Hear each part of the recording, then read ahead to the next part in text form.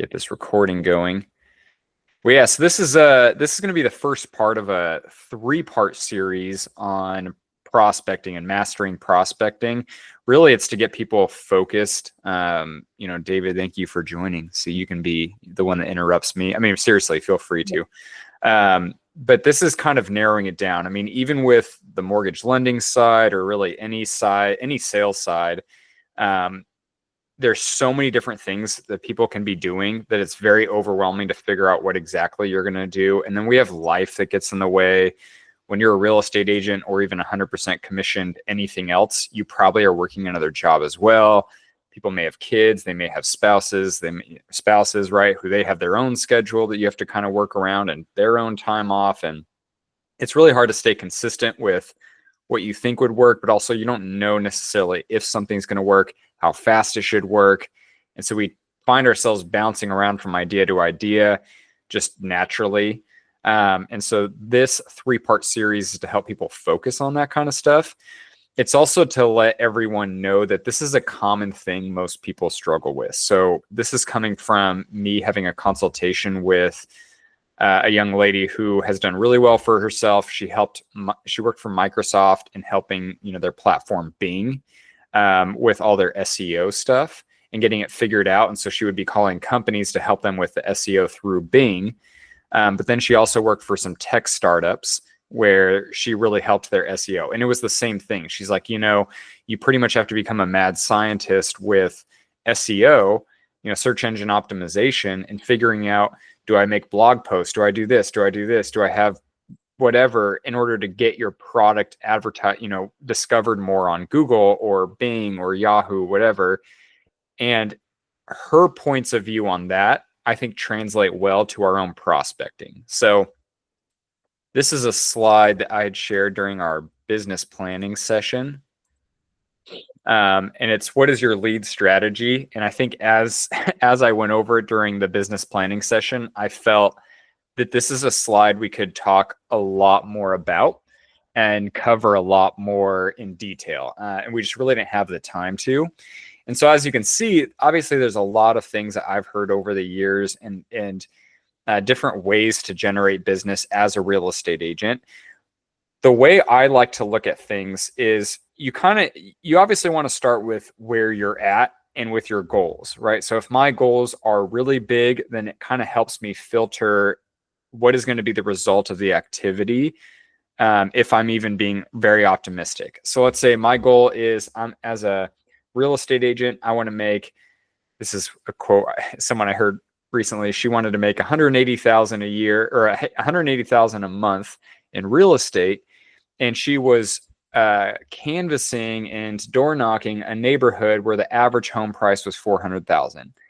And I said, let's do the math on the commission that would have to lead to, I'm pretty sure it would have to be, about 20 to 25 closed homes per month in this neighborhood, where I think the top producing single real estate agent doesn't, they barely are hitting that.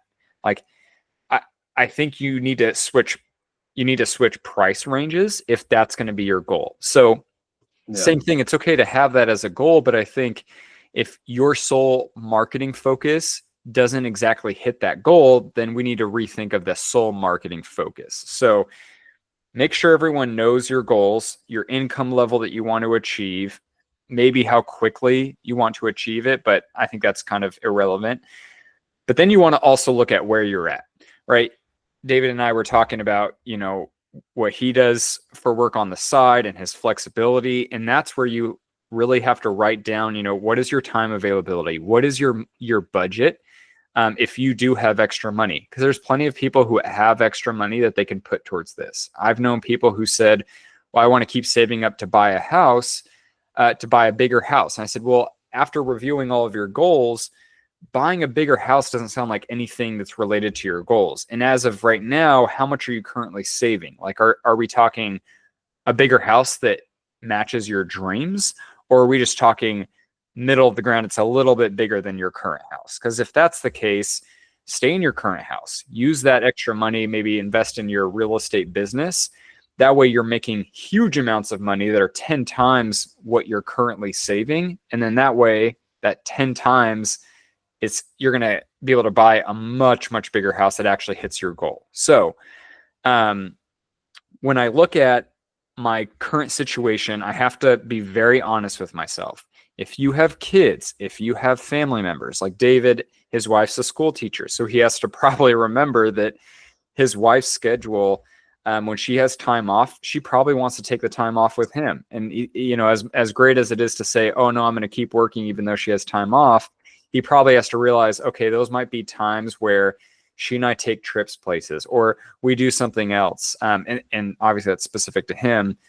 But the same thing is true of anyone with kids who are in school or out of school, or young and with babysitters or not with babysitters. What is your availability? What is the dedication you have to put towards work? That's when you can start evaluating things like, yes, my monthly budget. Can I cut certain things from my budget so I have a little bit extra money to either put towards my real estate business or to not be so stressed out? I've helped people over the years really cut back on all their subscriptions just so that they weren't stressed out financially, because you got to be aware of where your mental state is at. And if you're just stressed out financially, well, then fix that so that you can have more mental strength to focus on your real estate business. Because this prospecting stuff, no matter which one of these categories you pick, it still sucks at times. It still is going to be stressful at times. It's still going to be frustrating. So keep your mental strength and your mental basically capability and endurance going, right? I don't want to say, hey, my goal is to run a marathon, but I'm going to go to the gym and work out and do a CrossFit workout for 2 hours before I go run the marathon. No, my goal was to run the marathon. So let me put every ounce of energy. I'm even going to carbo load 2 days before, really hydrate, make sure I get good sleep the night before, blah, blah, blah, blah, blah, right? Because my goal is this. So whatever you can do, you have to start with mapping out where you're at. If you're a student, okay, well, what is my availability from there? Can I make more availability? If I'm a student in school, but I know that my degree isn't going to lead to anything I want to achieve, but real estate will, but for some reason I want to stick with school, fine. But can you sacrifice things in other areas? And if you're not willing to, that's fine, but that's totally up to you. That's why you're an independent contractor. If you just want to spend all your time on vacations and trips because your parents take you because you're younger, then that's fine. I mean, you could still take trips and vacations, but that's when you really have to be realistic with, am I dedicating too much time to trips and vacations as of right now, and not as much time towards my prospecting? So obviously there's going to be things that you cannot change. A lot of people are going to have jobs that they can't step away from when they first start off in the real estate business. That's okay. It'd be the same thing if you start going to school. Either your parents are going to pay for you to go, or you're going to have to work while you go to school, college, I mean.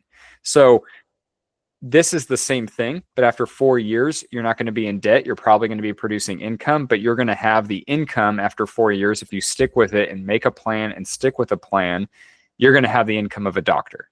You're going to have the income of a dentist. You're going to supersede a lot of these people, kind of dependent on the market, but that's where we're going to really focus and narrow down on some things.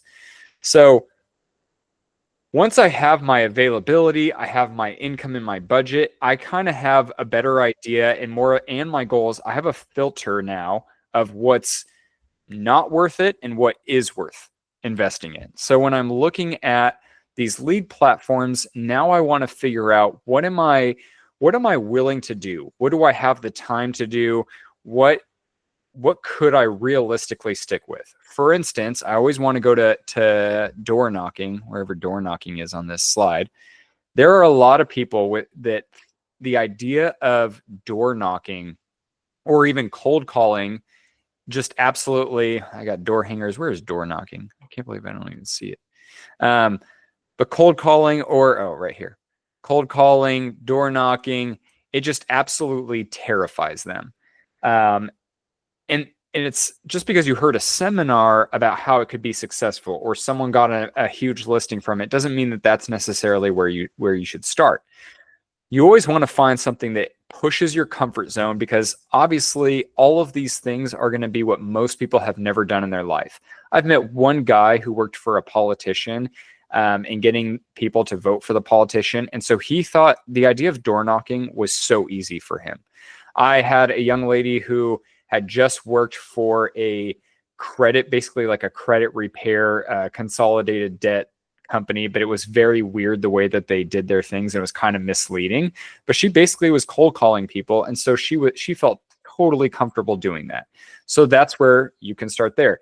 Like David had said, he's worked in equipment financing and he's totally fine calling up, it's something that's kind of his bread and butter and feels comfortable doing. So maybe that's something, right? You all obviously, though, what I want to look at too is where can I push my comfort zone a little bit because I'm not used to most of these things, but also what kind of business do I want in the future? Do I want a business? Like for me, I want a business based off relationships. I'm so tired of getting these leads where I have to quickly sell them, but I also need to sell all of my real estate partners that I work with, the inspection companies, to the loan officer, to the title and escrow. And why was I having to sell all of those people? Because if the buyer chose their own because they just went online and chose someone who was cheaper, I'm the one who has to deal with it. And I was the one who had to do their job, and it was extremely frustrating. So I had buyers who said, I want to work with this loan officer. I think they have better rates. Next thing you know, the buyer is calling me and they're saying, I don't understand. They're saying that I'm not approved and that I need to provide all this documentation. Now I'm calling the loan officer. The loan officer said, no, I just need a profit and loss statement. It doesn't have to be a super detailed one. And then I'm getting on the phone with the buyer at 10 o'clock at night, putting together a profit and loss statement for them, with them, like telling me some brief stuff just so we can get the deal closed. And it just got to a point where it was so distracting from me prospecting. Your bread and butter is prospect. So when you get 5 deals in a contract, congratulations, go prospect for more business. Everyone gets tunnel vision on their deals, go prospect. So prospecting is the key to surviving. And whatever I can do to streamline it, right, the better it's going to be. So personally, I worked a lot of Realtor.com, OpCity, Trulia, Zillow leads.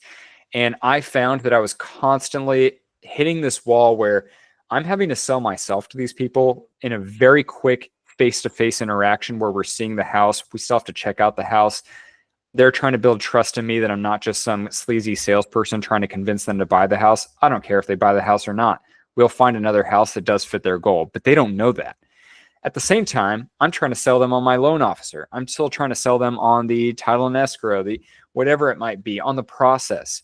So for me, I realized, holy crap, these lead sources are distracting from the type of business I want, because the type of business I found was when someone referred a friend or family member or neighbor to me, the conversation from start to finish was night and day different.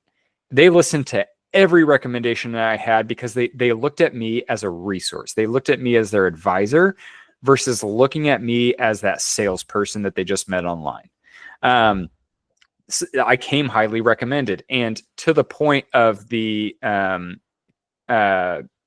consultation I had with the young lady who had helped a lot of tech startups and worked for tech startups, she taught me a lot about search engine optimization, how to really double down on that, but then said that every business, regardless of what it is, even if it's a tech company, they're trying to find any way they can to generate leads through word of mouth referrals. So for me, if that's what other companies are striving to do, then that's what I should be striving to do as well. But that's up to you. Some people may say, hey, no, I don't want to have to, work neighborhoods, and I want something that's more instant gratification. So I'm fine working leads. That's totally fine. There's ways that you should then focus your efforts and maximize your efforts. Same thing. I'm someone who I just want to create a web presence because where I'm at, we get a lot of transient buyers and people living here. So we're close to Lake Tahoe. It's definitely a vacation area. There's a lot of people who find the properties online. And so someone will say, it's great to have a listing, but at the same time, I can get tons of buyers if I can get people to follow my social media. And this is something I heard from someone before, you're on Selling Sunset and owning Manhattan, and that there's people moving from all over the world to those areas, LA, Manhattan, New York, whatever it might be. And so your dream and your goal is to set up and dominate on social media. Okay, well, let's look at how do we feed everything into that main umbrella goal.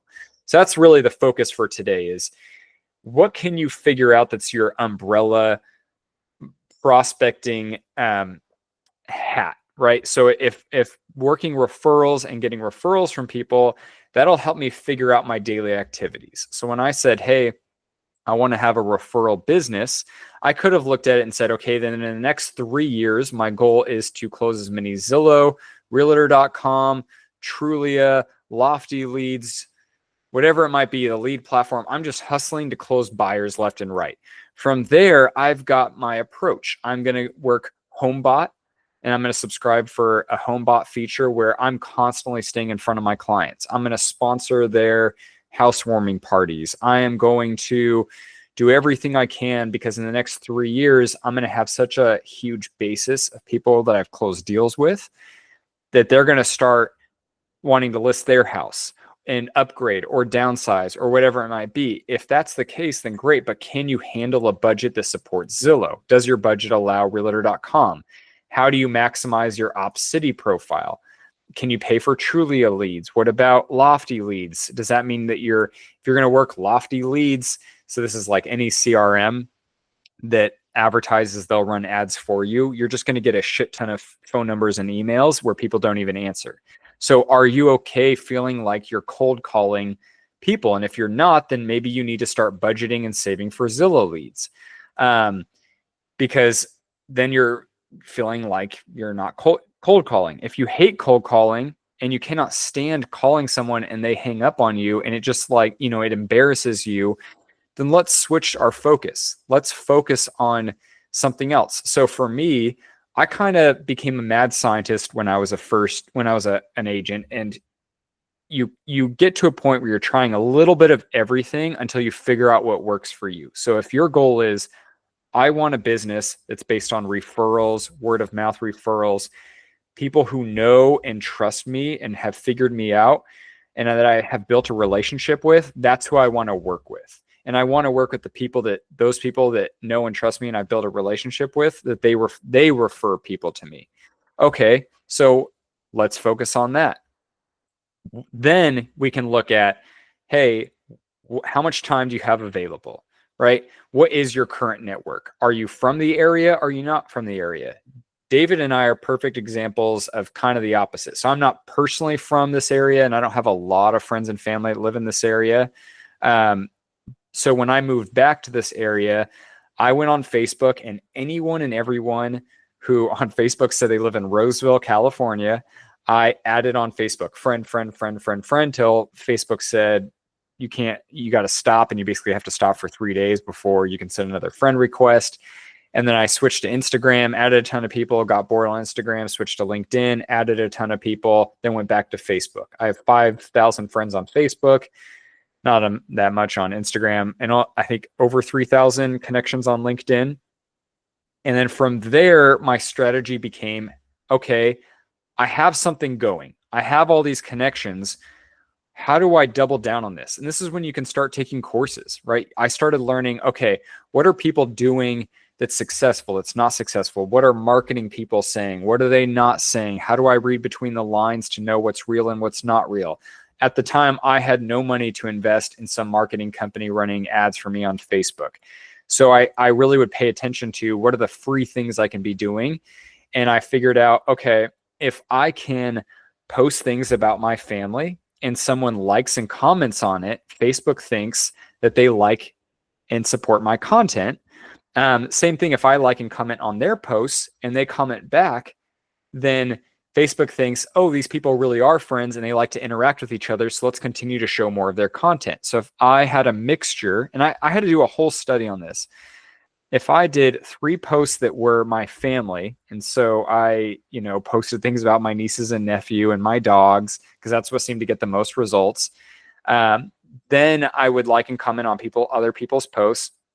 Then I would throw in one real estate thing. And I had to be very specific, like how do I How do I really grab people's attention? How do I maximize? If I'm going to post 3 things having to do with my family and I'm not big on posting in general, I need to make sure that one other post that's real estate related really grabs people's attention. So then I tested it. What grabs people's attention? Is it a new listing that just came on the market? Is it a funny video of me doing weird things, real estate related? No, that didn't work. What is it specific to Facebook? Because this whole conversation would change if it was on TikTok, if it was on X, if it was on LinkedIn, if it was on Instagram. I figured out with Facebook that if I posted something to do with a raffle or an event we had, people would see it and they would subscribe. Now I have their email as well. If I have their email, I can continue to invite them to other events. I can send out newsletters where not only am I posting about it and they're going to see it on my feed, but they're getting an email about it as well. If I got them to go to an event, then I got to build a relationship with them. So now how do I get them to come to an event? Today's talk is mostly on this relationship. In our other parts, we're going to talk a little bit about SEO, search engine optimization. So, blogging, vlogging, billboards, YouTube, podcasting, even maximizing using Spotify to generate leads as a real estate agent. And then in another one, we're going to talk about those people who really want to work listings and work specifically in a close area so they're not driving out all over the world. So maybe you get to a point where you're really successful and you're just taking listings because that's your goal, and you have a buyer's agent. How do we set you up with that? But that'll be the third part of our 3-part prospecting series. So with this one, I would say if your goal is relationships, I want to look at what is something that I can do with the majority of the time I have, Monday through Thursday. So let's assume you're going to assign yourself a 5-day work week, knowing that Saturday and Sunday, I'm probably going to be showing houses or doing listing consultations, whatever it might be. Right. Remember, the majority of my time needs to be prospecting for more business. You could have 1 buyer showing houses to, but I'm telling you, you need to be showing houses to 6 buyers and you'll close 4. That doesn't mean it's the ratio. You just need a lot of buyers to finally close some. So when I'm looking at it, I want to look at the majority of my time. What can I do where I can track my activities and I can maximize my time? So if I don't have a lot of time, or I have some time, but I can't be personally typing things out. So for instance, I work a job where I have some downtime, 15-minute breaks. Can I hop onto LinkedIn and Facebook and just add people? Or maybe I have lots of time in the evening, but it's not exactly, it's 5 to 7. My brain's fried. I don't want to be calling people. Can I copy and paste a message that's inviting people to an event and sending it to them on Facebook, Instagram, LinkedIn, whatever it might be? I'm saying that because that's what I did.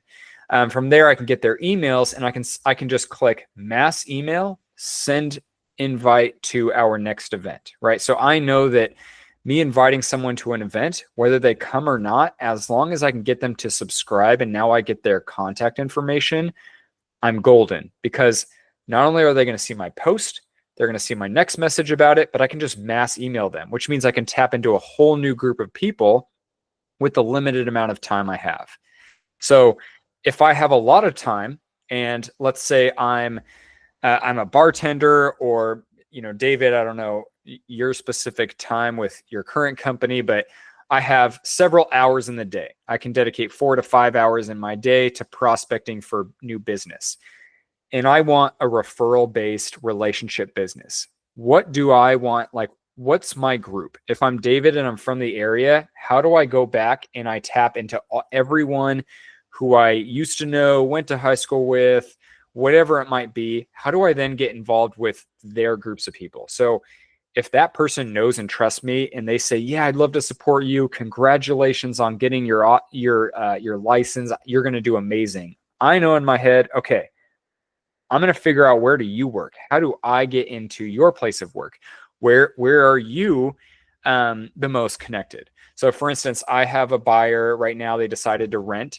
And so I spent a lot of time showing them properties. I did have a feeling they were going to have to rent because they were kind of under the gun and we really weren't seeing houses available. That's totally fine with me.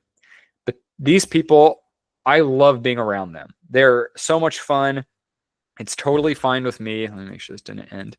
It's totally fine with me. So when I am looking at how do I how do I tap into them? He's a higher income earner, well connected. He's a financial advisor. His wife is going to be a nurse, I believe. And so for me, it's how do I get involved with their groups? So he mentioned playing pool. I said I used to love playing pool. I haven't played in a while. He's on a pool league. Okay, boom. I joined their pool league. I'm like, I will sacrifice a night every other week to play in this pool league. I'm going to make sure I don't screw up with their team, but at the same time, I'm going to really connect with these people. And we're going to bring up real estate stuff. We're going to do whatever. And I'm going to continue to find ways to tap into these groups because they're going to say, how do you know Cameron? And he's going to say, oh, he's been my realtor helping me buy houses. And then I can always, I know my dialogue. So going into this group, I'm going to spend a little time. I mean, where is it? One, I'm going to figure out how do I get more time with these people that I'm now connected with? Do I add them on social media? Because that might be the case. So I need to go and find, his social media and add these people on there so that they're seeing me at the pool league every other week. I'm making sure that I get invited to any other events that this guy puts on. So he said, hey, we're hosting something at our house for Super Bowl. Boom. I want to be there because I want to be around them. Right. And then do they have kids? Do they have something that I can, have another event where I can invite them to and once again connect them? Then my goal should be, okay, I want to get their email at some point, somehow, so that I can continue to stay in front of these people. If you just think I met someone one time and said, hey, I'm a real estate agent, if you ever need anything, use me. That's just probably not enough. You got to be in front of them all the time. Sometimes it is enough, and that's great. So same thing, David could definitely go and he could say, okay, I am well connected because I'm from the area. Who all do I know? And how can I, go get around them? Like David went and had, set up a lunch with someone. He made a point to stop by, this guy's bank because he got a job at this new branch bank and went to their opening party and blah, blah, blah. And they referred a client to him. I don't think that person transacted, but at least he got the referral. So he knows that guy at that bank is willing to refer him. Maybe I should continue to go to that person, and make it a goal that if I want a business off relationships, I just need to stop by every other week, try to do twice a month, whatever it might be. And when you start to run out of time, that's when you can start to host your own whatever events. So I've got past clients that really love to refer me. And I had to sit down to think, what do all these people probably have in common?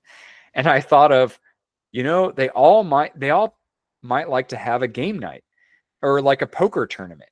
And so all these people who are really good at referring me, I set up once a quarter, we're doing game nights with them because I'm getting them to interact with me.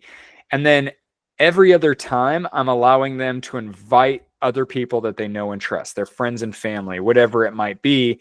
And we're having conversations. Like whenever they're asking me how work is going, it's not in my mind, okay, I got to get business.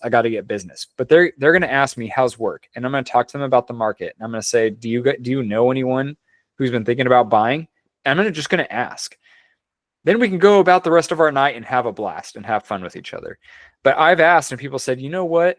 I'm glad you asked me because right after that, my sister talked about possibly buying. And I said that she should definitely talk to you. And she's really excited to talk to you. So that's huge. If you're not from the area, okay, how can I tap into something with my limited amount of time? You work at a golf course, you work at a bar, who's there and how do you continue to connect with them? I've had people who say, well, I talk to a lot of high net worth people at my job. Okay, but how often are you talking to them? How much are you talking to them? And is there ways for you to get in front of them at another time? So let's say we've got a new agent. He works at a golf course. He played golf in high school competitively, so he might be pretty good. How can he then find ways to say, hey, if you guys ever need a fourth person, I'd love to join you. Just shoot me a text. Then he's golfing with them. They say, hey, what else are you doing? He says, really, I'm focusing on real estate. I got my license. I'm working for an amazing brokerage. He's got to remember that he's young and he's going to look young to them because he looks young. And so he might say, I'm with an amazing brokerage. We're amazing at negotiating. The market's been great. And he's going to figure out, okay, what are these people interested in? Are they interested in investing, moving up? Are they well connected? How do I get around their people? I've met someone who had no interest in buying again, but he had employees who really wanted to buy. And he said, man, I pay them so much money. I don't understand why they don't buy. You know what I said? I said, hey, how about I come and do a lunch and learn seminar? I'll literally, I can even do it in the evening and make it like, I'll bring drinks if you're okay with that. If not, that's fine too. But I'll just make it a fun thing. And for your business, you can kind of make it a traction thing, right? It's like a fun event. They can come to my office. We'll put on some games. I'll just do like a 20-minute talk about buying a house. And then we'll just make it fun. We'll do like a little poker tournament. What is your group interested in? But we'll bring good food, and then your employees see some benefit that you're offering them. It's like an employee night out. They'll think you're the one taking care of them, but really we'll be the ones taking care of them if you just allow us to get in front of them. So this is how you engineer more referral opportunities. So I don't want people to feel overwhelmed. I want you to think about, okay, if I want a business based on referrals, how do I force interactions, so to speak? Or you can call it engineering an opportunity for someone to refer me. Like our brokerage, we right now have it set up so that when someone closes, we send out an email asking for them to leave a review and to take a screenshot of the review and post it on their social media. And if they're willing to do that, our brokerage will enter them into a raffle to win a sponsored lunch at their, congratulatory lunch at their work, or a housewarming party. We'll sponsor the housewarming party or get together, whatever you want to call it. Why? Because I know people are 90% more likely to leave a review if there's a chance of earning something, and a greater chance if it's like a raffle and they can win something. But everyone's going to win when they do it. So I also want people, I don't want people just to post, leave me a review, because as great as that is, and I do appreciate it, it goes so much farther when they post about it, when they post their experience, because now they're tagging me and all their friends and family that they're connected with on social media are seeing it. Now, when I get invited to their event and they say, yeah, hey, I want to sponsor your housewarming party, they'll say, oh, maybe I should have a housewarming party, because they're willing to sponsor it. So they have the housewarming party and they invite their people, and they're going to say, hey, this is David. He helped me buy the house. He did a great job. Now I'm connecting with those people. And my goal there is just being a person, right? I'm talking to them. I'm getting to know them. Now it's less weird when I add them on social media, but that's going to be my goal, is to add them on social media. So this is how you take everything on this list, or a handful of things, and focus on it. So my goal is referral business. I'm going to say, how do I network with groups? How would me putting on an event or a virtual seminar lead to networking with more people and building more of a referral business? If I have tons of time, how do I, which ones do I use? And sometimes I have found people need to go through and say, not willing to cold call, no. Driving for dollars. That's where I work in a neighborhood. So this will be part of the 3-part series. Okay, I can do a virtual seminar. I wouldn't mind doing that. I wouldn't mind putting on events. I wouldn't mind joining networking groups. I wouldn't mind sponsoring events, having a booth at a booth sponsorship at an event. Maybe I don't have the money for these 2 things. Okay, what are some other things that I'm willing to do? I'm willing to create blogs and video logs. I can create YouTube videos. I can do lunch and coffee meetings. There's a group, real estate mentorship group where they charge like $5,000 a year, where they pretty much just teach you. Your goal is always to set up 3 to 5 coffee appointments a week with either past clients or someone you're wanting to build a relationship with, but it's 3 to 5 appointments a week, every single week. That's how you're going to build a relationship based on referrals, and a business based on relationships, not relationship based on referrals, business based on relationships. So what you can do is you can highlight everything, and then you can say, what maximizes the most amount of time with my efforts. So if I'm limited on time, what do I do Monday through Thursday in my 5-day work week when I think about prospecting? So my 5 days in a work week is focused on prospecting. 4 out of the 5 days, why did I say 3? 4 out of 5 days, I'm going to pick the one thing that I have that's just going to have the most results. And if that's setting up coffee appointments, great. If that's adding people on Facebook or LinkedIn and then inviting them to one event that I do per quarter, great, because I know that I'm busy with my kids, but maybe after I put the kids to bed, I've got an hour where I can just copy a message and paste it into Messenger and just send people messages on Instagram, Facebook, LinkedIn, personally inviting them, because I want to personally invite people versus just posting it. Because I've run statistics, or I learned from a course, or I learned from my broker, that just posting something doesn't have as much results as personally inviting people.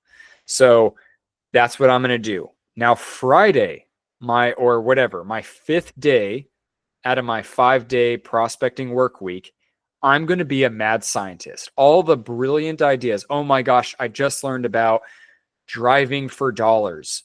Or I just learned about referral fee agreements, where I can reach out to agents in other states or other areas. Like we're in Sacramento, I can reach out to agents in San Francisco. And most people are saying that they'd be willing to take a referral fee of 35% if they refer any clients. I'm going to tell them, if they refer any clients to me, I'll give them 40% of the closed deal, because at least that's my client then from there, and I can build a business off of referrals. So on my 5th day, I'm going to spend some time reaching out to agents, and I'm just going to see if that works. Maybe it won't work. I'm going to come over here and I'm going to create a YouTube series that's a 5-minute, right? Because I have 5 minutes in the day where it's an update on the market, and I'm going to, or a main point about whatever, and I'm going to send it to people, or I'm going to create a newsletter. So I'm going to do both. I'm going to do YouTube and a newsletter. So whenever people sign up for my event, I'm going to create a YouTube video on updates with the market, strategies for buying a house in this market. I'm going to add it to a newsletter where I include things about me and my family or whatever it might be. And I'm going to send it out to everyone who subscribed to my event. And these are all people who signed up through my personal invite through Facebook and LinkedIn. So this is how you maximize your efforts with every little thing you do. If I pick something and I say, well, this only does one thing, like let's say billboards. I put up a billboard. If that only does one thing and it takes up a lot of time, and I cannot feed any of these other things into it, then it probably isn't worth doing. Now, what's nice about something like billboards is if I have extra money and I'm just like, I'm a high income earner in my regular job, I don't have a lot of time though, then maybe I do want to dedicate some money towards a billboard. Lowers my tax basis because it's expensive, but at least my headshot is up there. I'm going to then take some courses, or I'm going to read as much as I can about the best way to maximize your billboard ad and how to do that, because I have extra money to dedicate. If I don't, then I'm not going to. If my goal is I want a business off of referrals, I can't just make a YouTube video and post it on YouTube, because when you take course after course about YouTube, you're going to learn that you have to dedicate a ton of time. You can't just make a quick video and post it. If the audio sucks, people will not watch it. If the thumbnail isn't enticing, so that initial image when you go to the video, not worth posting. And then if you're not willing to stick with it for at least 2 years, where you post at least once a week at the same exact time and day, then it's not worth doing. So if I'm David and my wife has summers off of school and I'm going to have a hard time posting that video and dedicating 3 hours a week to making the most perfect YouTube video and reading up on all the analytics of it, then maybe this isn't my focus. However, like I said before, maybe I use YouTube in multiple ways. I post a 5-minute video on updates with the market. Doesn't have to be perfect. I don't have to have a perfect thumbnail. I don't have to read the analytics, but at least it's creating a case for myself and it's showing my expertise. But I'm going to take that video, I'm going to put it in a newsletter. I am going to use my CRM and do email marketing. I'm going to use it in multiple. I'm going to add it to my vlog and my blog. So maybe I use a transcript feature with YouTube so that it transcribes all of the words I'm using, so that I don't have to write a blog post. I literally just talk in a video, and it creates a written script that I then upload to ChatGPT and say, can you polish this up a bit and direct it towards my blog? And then I'm going to put it on my blog, and then I'm going to share my blog in my newsletter to everyone who signed up for my event. And so now I just hit 1, 2, 3, 4, 5 categories where I spent 5 minutes making a YouTube video, or 10. Hopefully this makes sense to everyone. And through YouTube, I think you can upload it right to a podcast. And there's ways to do that too. So for me, that's how I figure out how do I pick certain things that are going to continue to feed into each other with the amount of time.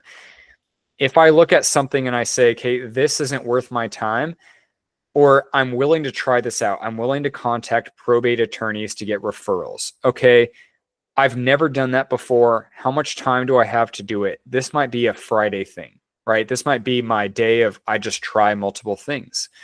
I know people who create, this is going to crack you up. They will literally create an account on Spotify called David Bulse, real estate agent in Sacramento, license number this. And then he will create, they'll create playlists that people that are trendy. So like holidays are coming up, a Halloween playlist, and people will see his name and information. Does that work? Who knows? But maybe he's bored one Friday and he's so sick and tired, because I know David uses LinkedIn a lot. He's so sick and tired of sending, copying and pasting messages for his event and inviting people on LinkedIn because it's super mundane and boring, but he knows it works. So he's sticking with it Monday through Thursday. But Friday, he just needs something to spice it up. So he's going to go and he's going to contact probate attorneys. He's going to create a Spotify playlist. He's going to go and do things that are fun just to see if they work, right? He's going to go and he's going to try to set up lunch and coffee appointments, because let's say he has no showings that week and he's like, well, I want to get in front of someone. How about I set up a lunch and coffee appointment with someone? I'm not showing houses this weekend, and my weekends are dedicated to showing houses for an hour or whatever, then that's what I'm going to do. Same thing with open houses. Maybe I'm going to do an open house on the weekend. Open houses, geo farming, volunteer work. Let's see, where networking groups, which one? Distressed properties, off-market deals. A lot of this is going to be something we're going to talk about next week on Thursday, for those people who their goal is at some point they just want to be a listing agent and they just want to work close to their house. So that's another way of looking at, how do I want to build my business? Like for me, I'm totally fine working a larger net area, whereas some people will say, my goal is to be a listing agent because I love having listings over working buyers. I would still like to make money off of buyers, so I'm going to hire a buyer's agent at some point, but that's in 5 years, because I want to hit that by my 5-year goal. Well, how do we establish you in a close area that also hits your income goal? So let's say you want to work in El Dorado Hills because they're higher priced homes and that will hit your income goal. Now let's look at what are you willing to do and how do we feed into that? Or maybe you're someone that says, hey, I want to work a specific group. I want to work investors who are looking for commercial properties, who are looking for, or commercial. I want to get commercial leases. How do I work a specific group? And that's what we're going to talk about next week. And how do you find a prospecting habit that feeds into that in multiple areas? David, does this kind of make sense, having you knowing that you're listening? Yeah? I think you're muted. Oh. Yeah, that makes sense. Okay. Well, yeah, thanks for joining. We let some others say they were going to join, but yeah, hopefully this is helpful to people. Well, even when people don't join, when you send it out, people usually follow up and watch. For sure. And I love it when people schedule like a one-on-one. Hey, I'd love help figuring out what works best for me so that we can make a plan. And this is why, because this will be a part of our onboarding. And so some people are watching this with the onboarding. I like people reaching out and saying, hey, I'm trying to figure out, because some people ask us too, like Viviana said, hey, I'd love to have some classes on Lofty, our CRM. I said, the thing is I've done classes on Lofty where they're 2 hours and it's overwhelming. I'd rather sit down with you and one person individually and say, how does your business look? Like, how does your prospecting look? Because now I can show you how Lofty can best help you in your business. Or I might say, don't even use Lofty because it's really not helping you. Let's focus somewhere else, versus someone taking a 2-hour class and just feeling overwhelmed with all the different things they can do with Lofty. Got it. Yeah. Yeah. Sorry, FedEx is at my door, so I got distracted right there at the end. Nice.